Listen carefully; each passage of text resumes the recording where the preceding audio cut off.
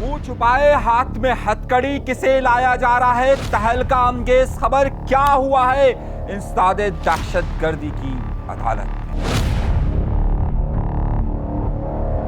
फारूक सत्तार को अब किसके दौर की उम्मीद है, ये वीडियो क्यों वायरल हुई है। कुछ देर की खामोशी है, फिर शोर आएगा। अरे तुम्हारा सिर्फ वक्त आया है, जोखियों का दौर आएगा। वफाक को धमकी दे दी गई है। क्या पाकिस्तान पीपल्स पार्टी सिंधु देश का नारा लगाने वाली है। एक और बड़ी खबर, गवर्नर किसका बना बैठा है, एक और वार। पीटीआई के कारकुनान की कराची में गिरफ्तारी किस जगह से हुई, ये रिपोर्ट आपको देने वाला हूं, ये भी सुनिए। बड़ा झगड़ा शुरू हो गया, तहरीक इंसाफ हिल रही है या जल रही है, ये भी। हमारी जमीन हमारा फैसला, ये नारा किसने लगाया है, क्यों लगाया है, ये भी आज के प्रोग्राम में मैं आपको देने वाला हूं बहुत बड़ी खबरें और आंखों देखा हाल।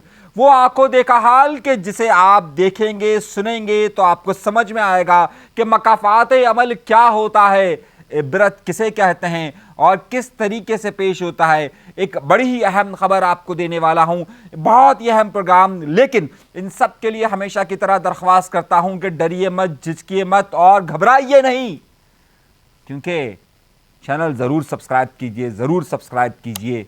हक और सच के लिए कोई लापता नहीं करेगा। आइए आज की बड़ी बड़ी खबरों की तरफ चलता हूं। सबसे पहले और बड़ी खबर आपकी तरफ लेकर जा रहा हूं, और वो खबर यह है कि आज इंसदाद दहशतगर्दी की अदालत में पहले ही दरवाजे बंद कर दिए गए। लोगों से कह दिया गया कि कोई अंदर दाखिल नहीं होगा। रिपोर्टर्स को भी बड़ी एहतियात के साथ अंदर दाखिल होने का कहा गया। सिक्योरिटी इंतहाई सख्त लगाई गई और उसके बाद सायरन बजाती हुई एक गाड़ी प्रोटोकॉल के साथ आती है। एकदम से दरवाज़ा खुलता है और अंदर लाया जाता है। फौरी तौर पर दरवाजे को बंद किया जाता है। कुछ लोग ज़बरदस्ती अंदर दाखिल होने में कामयाब हो जाते हैं, लेकिन ये तादाद कम होती है। जैसे ही उसे कॉरिडोर में लेकर जाया जाता है, वैसे ही कुछ लोगों के मोबाइल ऑन होते हैं, तो लोग देखने वाले देख रहे होते हैं। आप भी देखिए कि मुंह छुपाने की कोशिश की जाती है। भाई आ रहे हैं, भाई आ रहे हैं, मुंह छुपाने की कोशिश की जाती है। हाथों में हथकड़ी लगाकर पेश किया जाता है। और कौन है ये जिसे पेश किया जा रहा है? ये वही सईद गनी साहब, सूबाई वजीर बल्दियात, वही सूबाई वजीर बल्दियात के जिसके अंडर में बल्दियात आता है, जिसके अंडर में केएमसी भी है, यानी कि मेयर के ऊपर निगाह रखने वाले, कि जिसके बारे में आज बारिशों के दौरान आपने जितनी भी दुआएं दी हैं वो सब भी शामिल होंगी शायद। लेकिन होता क्या है, सईद गनी साहब कराची के सदर, उनके भाई फरहान गनी को लाया जा रहा है।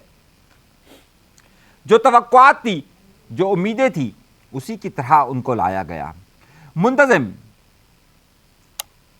जज के सामने उनको पेश किया जाना है। काफी देर के इंतजार के बाद जज साहब तशरीफ लाते हैं और उन्हें अदालत के अहाते में आते हैं तो समाअत शुरू होती है। लेकिन लाया क्यों गया, ये तो आपको मैं पिछले प्रोग्रामों में बता चुका। मैं उस वक्त भी बता चुका कि जब मैं फिरोजाबाद थाने के बाहर था और मैंने रिपोर्ट किया था कि क्या हुआ है। आपने मेरा पिछला प्रोग्राम देखा होगा, मैंने आपको बहुत तरीके से बहुत सारी बातें बताने की कोशिश की है। वही आज अदालत ने पूछा, और क्या है नामालूम। नामालूम बड़ी अहम चीज आपको बताने वाला हूं आगे। आपको मालूम होगा कि 21 तारीख को एक झगड़े के फुटेज आए थे कि जिसमें सईद गनी के भाई चनेसर गोट के टाउन नाजिम फरहान गनी के कुछ लोग एक साहब को मार रहे हैं।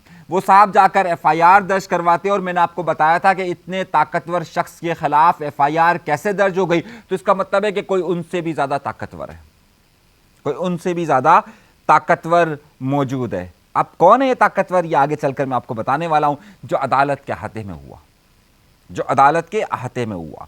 अब अदालत लगी, जैसे ही अदालत लगी तो जज साहब ने कहा जी ये कौन है, तो तारुफ करवाया गया कि ये फरहान गनी साहब है। और मुकदमा क्या है, تو پروسیکیوشن کھڑا ہوتا ہے. اب پروسیکیوشن ظاہر ہے کھڑی ہوتی ہے, وہ کہتی ہے کہ بھائی یہ انہوں نے جو ہے وہ ہاتھا پائی کی ہے اور انہوں نے قتل کرنے کی کوشش کی اور انسداد دہشت گردی کی دفعات ان کے اوپر ہے. تو پوچھا کہ یہ مقدمہ ایف آئی آر کس نے درج کروائی ہے؟ تو بتایا گیا سہیل نامی ایک سرکاری ملازم ہے, اس نے کروائی ہے. بولا کون سے ادارے میں کام کرتے ہیں؟ ایک دم کمرے میں سناٹا ہو گیا, ایک دم کمرے میں سناٹا ہو گیا. پوچھا کس ادارے میں کام کرتے ہیں؟ بھائی مجھ سے کوئی پوچھے گا کون سے ادارے میں کام کرتا ہوں, میں کہوں گا اشناؤ میں, یہی کہوں گا نا, میں تو ملازم آدمی ہوں, میں یہی کہوں گا. میں کہوں گا فلاں جگہ کام کرتا ہوں, فلاں جگہ کام کرتا ہوں, فلاں جگہ کام کرتا ہوں. لیکن حیرت انگیز بات پر کسی نے نہیں بتایا کہ ادارہ کون سا ہے. جج صاحب بھی خاموش ہو گئے. اب جب ایسا ماحول ہو تو پاکستان پیپلز پارٹی سعید غنی صاحب, فرحان غنی صاحب نے یہ فیصلہ کیا. کیا فیصلہ کیا؟ بولا ہمارا وکیل ہی نہیں.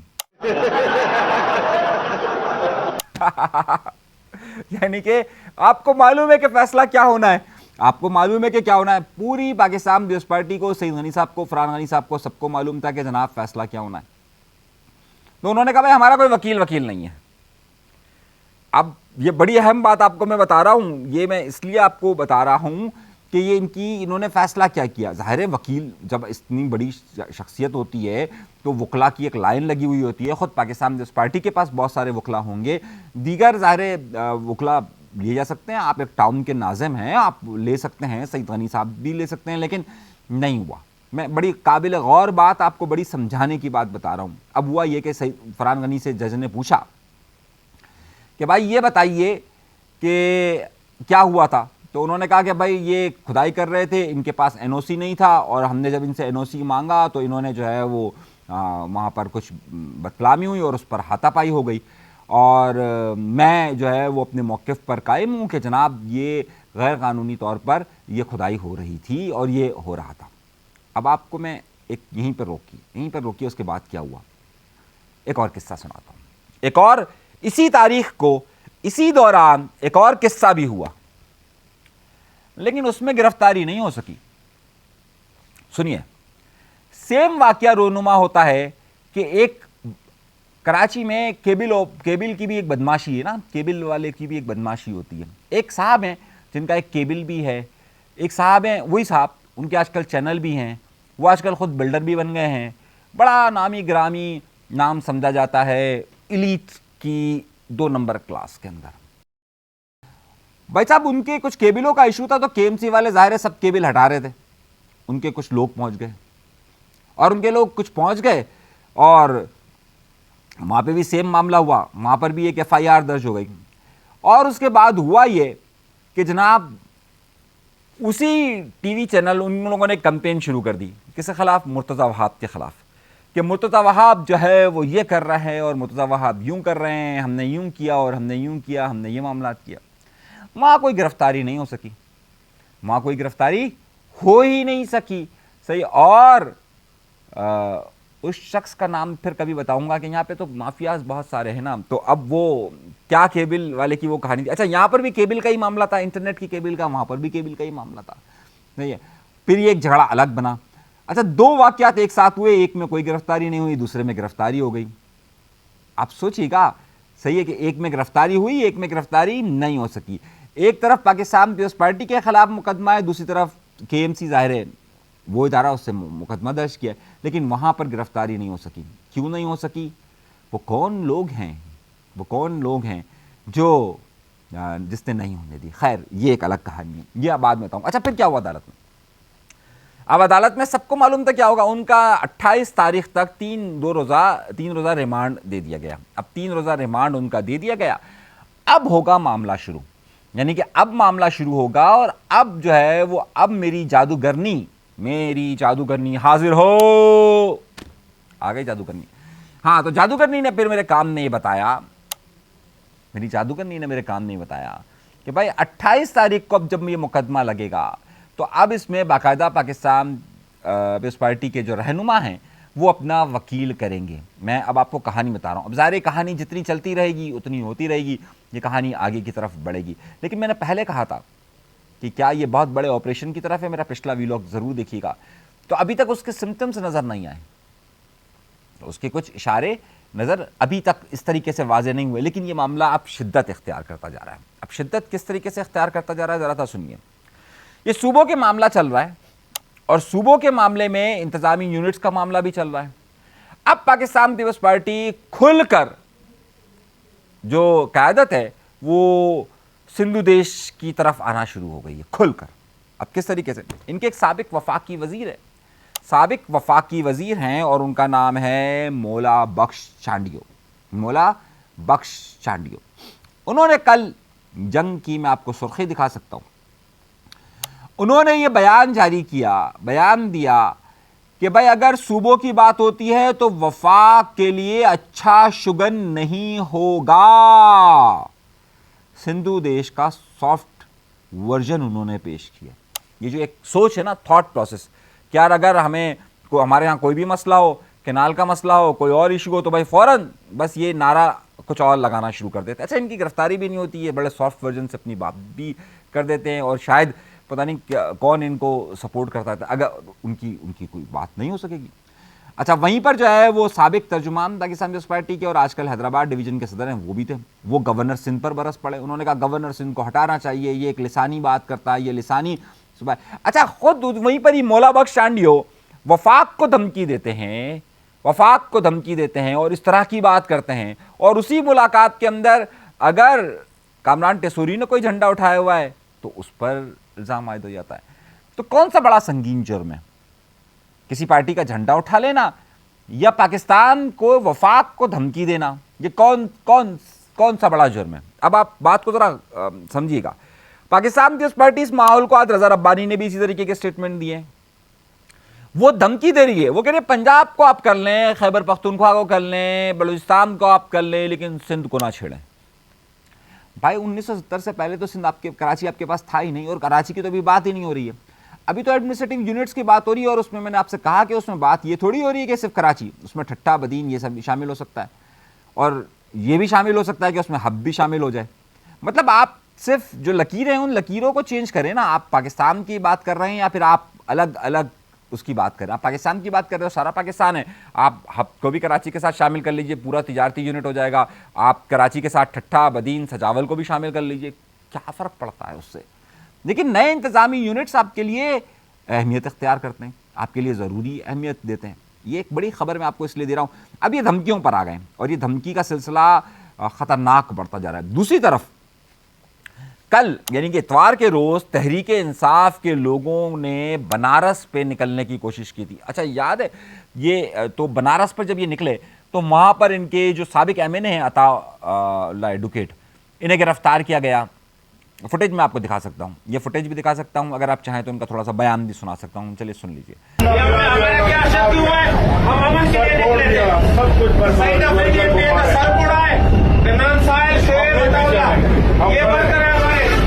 آپ اندازہ لگائیں کہ امن کے لیے نکلنے والے لوگوں کا یہ کیا حشر کرتے ہیں، لیکن ہم بھی یہ یاد رکھیں، ہم ڈرنے والے نہیں ہیں، انشاءاللہ لڑیں گے، آخری دم تک لڑیں گے۔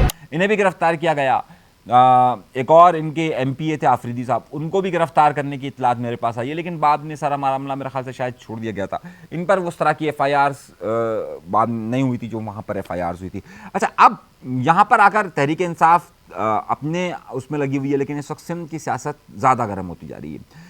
آفاق احمد صاحب اس حوالے سے ابھی تک، کیونکہ ایم کیو ایم کا تو معاملہ یہ ہو گیا کہ وہ خاص طور پہ سندھو دیش کے حوالے سے بھی ایک صاحب نے ویڈیو بنائی تھی، ان کے ساتھ بیٹھ کر فاروق ستار نے وہ جو کہتے تھے نا ہمارا زمانہ آیا ہے، دور آئے گا، دور آ چکا، اب انہوں نے مہاجروں کے دور، ایم کیو ایم کے دور، کراچی والوں کے دور سے ہٹ کر ایک نیا نعرہ لگایا۔ سنیں گے آپ؟ سنیے۔ کچھ دیر کی خاموشی ہے پھر شور آئے گا، ارے تمہارا صرف وقت آیا ہے، جوکیوں کا دور آئے گا۔